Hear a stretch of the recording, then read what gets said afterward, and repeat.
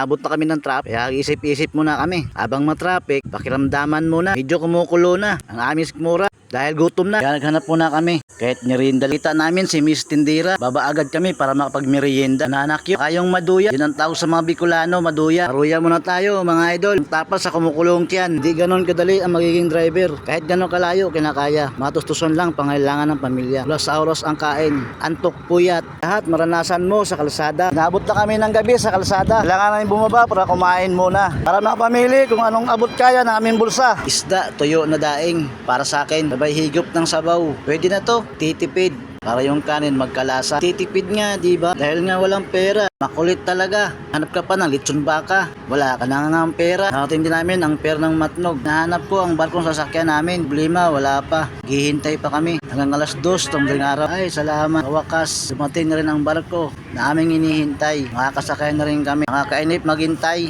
Ito, nakasakay na kami. Papasok tayo yung truck sa loob. Marating na rin namin ang lugar namin pupuntahan. Sa mga bagong followers ko, maraming salamat sa inyo mga idol.